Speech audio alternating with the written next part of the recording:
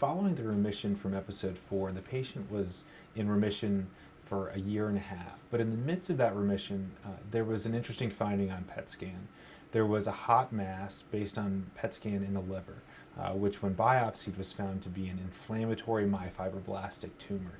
These tumors are often associated with autoimmune diseases, but also with other lymphoproliferative disorders like multicenter Castleman disease. The tumor was resected, and the patient has not had recurrence of the tumor, but it is important to remember when you are treating multicenter Castleman disease, there are a number of other disorders that can also occur concurrently.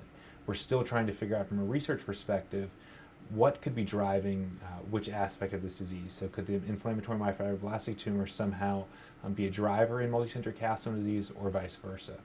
So following the tumor resection and the year and a half of remission, unfortunately the patient began to have a recurrence of the same symptoms as before.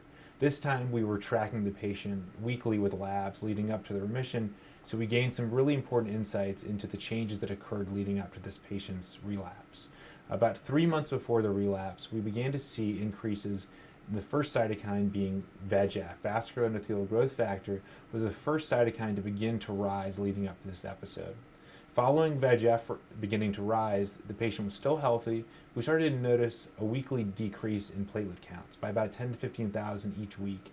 And then the next change was a rise in soluble interleukin-2 receptor. All three of those changes occurred before there were significant changes in fatigue and in the patient's clinical features, and also before CRP began to rise.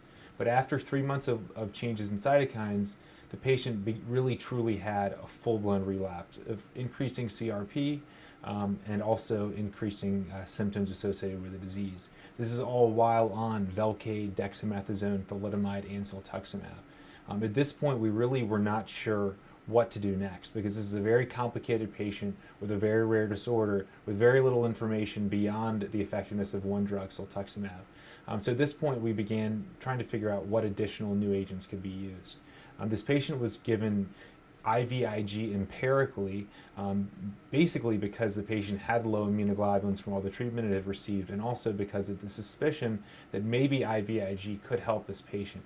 And the patient did in fact have about a 2-week-long response where the patient's symptoms and laboratory values improved with a dose of IVIG.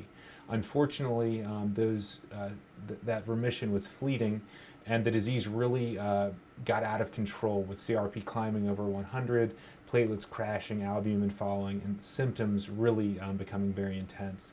So again, we were in a position where we felt like we had to use cytotoxic chemotherapy, adriamycin, cytoxin, etoposide, Velcade, dex, thalidomide, Rituxan, to try to get this disease into remission. And again, the patient responded very well to the chemotherapy. Unfortunately, the patient was very sick before the chemotherapy, so he required another month-long hospitalization to try to recover from this really devastating illness.